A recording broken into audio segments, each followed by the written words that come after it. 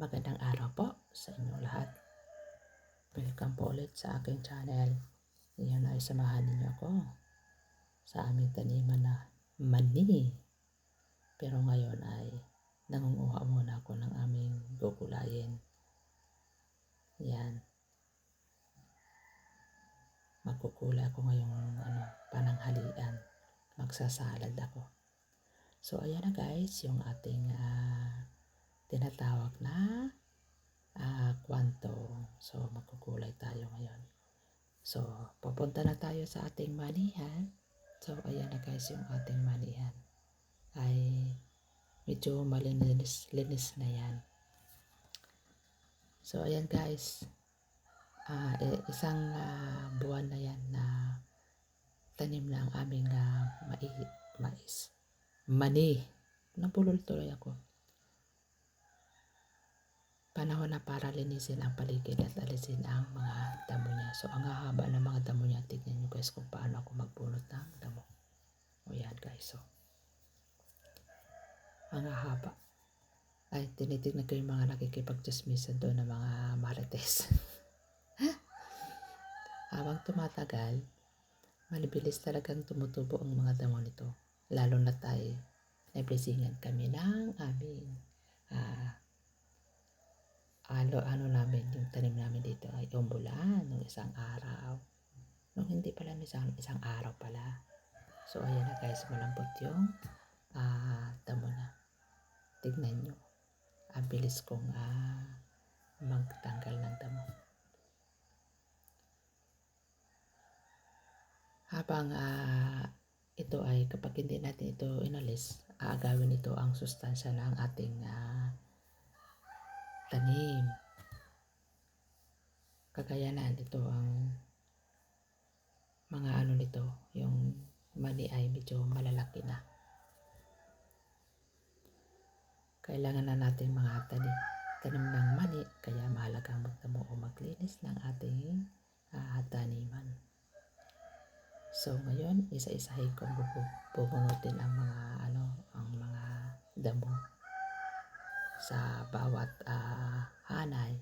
Kaya dahan-dahan lang tayong para hindi masira ang ugat ng mani. Ingat din tayo sa lalakad upang hindi matakpan ang mga halaman natin. Mapapansin nyo guys yung malalaki na ating mga mani. Ayan o. Habang naglilinis ako ay inaano ko talaga yung ating mani kasi para hindi mabunot. Isang buwan na sila kaya kailangan talaga natin ng maayos na pag-aalaga. Kapag malinis ang paligid, mas maganda ang paglaki at mas malusog ang mga halaman. Hindi nyo alam guys ang purpose namin yan. Yung mani na yan. Ang dahon niyan ay, ayan, may ano pa ako niyan. Papakain lang namin sa baka. Tapos yung laman, syempre, kakainin namin. Diba? Ang mga baka kasi ngayon, taghirap dahil wala silang pagkain. Kaya nagtanim kami ng mani. Hindi madali ang gawain ito dahil maraming damo, maraming mga tinik.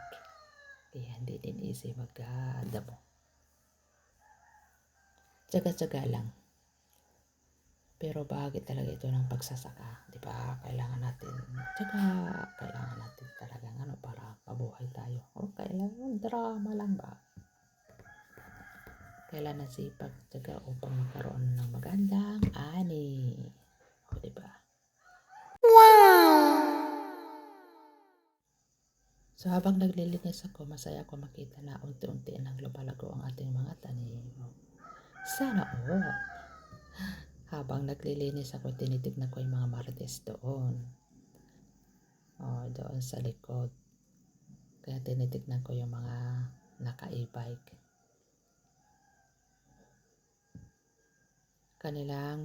Sa mga kapwa natin nagtatanim, huwag natin pabayaan ang pag-aalis ng damo. Kaya mas madaling linisin habang maaga kaysa hintayin lumaki pa ang mga damo natin. Masarap tignan ang mga tanim kapag nakikita mo nga malinis ang tanim mo.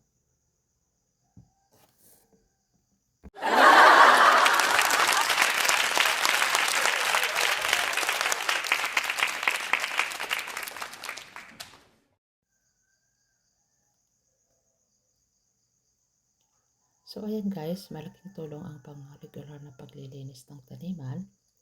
Bukod sa mas gumaganda ang hitsura ng bukid, mas nabibigyan din ng sapat na espasyo.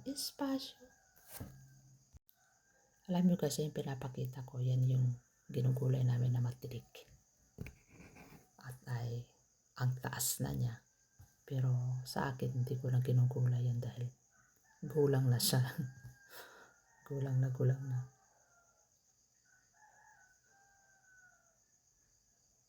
So, ayan guys yung ating maraming mga manok dyan, maraming mga aso, ayan sa mga paligid mo.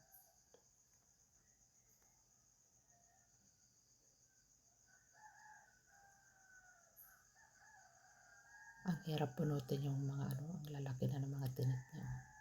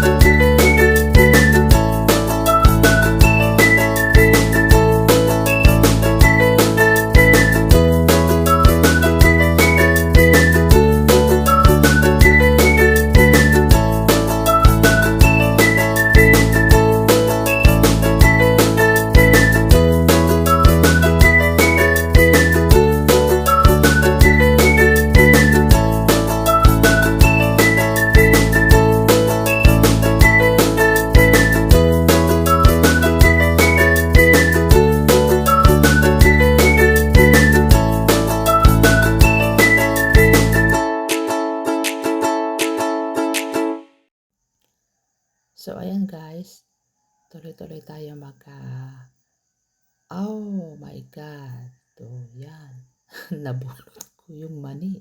So, ayan na nga bang sinasabi ko. Sabi ko, dahan-dahan ako ayan, may laman na siya.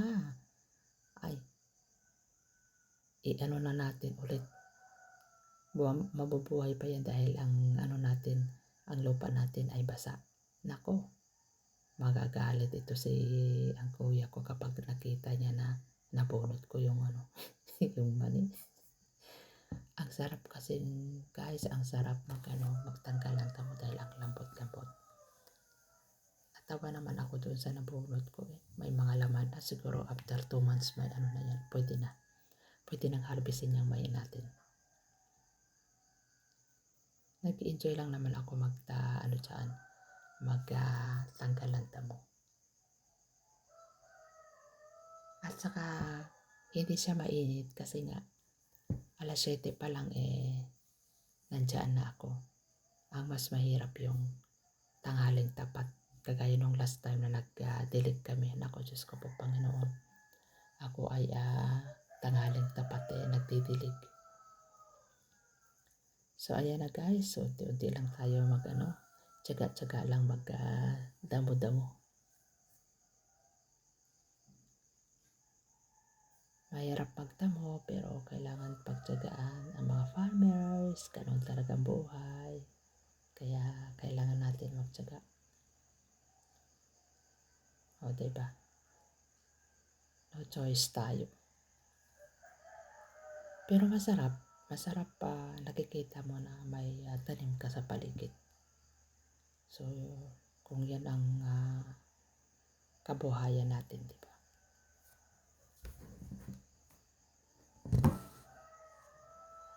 Ayan. Malapit na tayong matapos-tapos dyan at na tayo.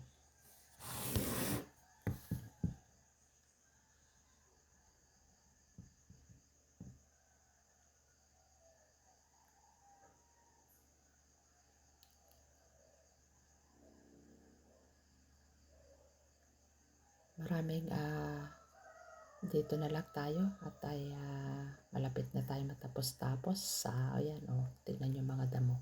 Yan ay kakainin din ng mga baka yan. O kaya kambing. Kinakain yan. Tignan mo yung hipag ko. Kasama ko yung hipag ko. Masarap magdamo kapag may kachismisan dyan. Marites. Nagmamarites kaming dalawa dyan. So, ayan lamang. Maraming salamat po sa inyong walang sawang suporta sa aking channel. Sana ay may natutunan kayo sa simpleng gawain ito sa bukid.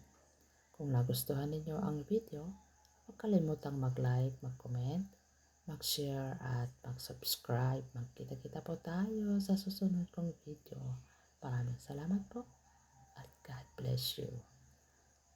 God bless sa ating lahat pala. So, ayan, at medyo patapos-tapos na tayo. At kailangan natin na mag-end tayo dyan. Tignan mo yung aking ibagat na nakikipag-chismisan sa akin. So, ayan lamang. Walang nasawang pag-support sa akin and bye-bye. God bless you all. Thank you very much for your watching sa aking pagdadamo ng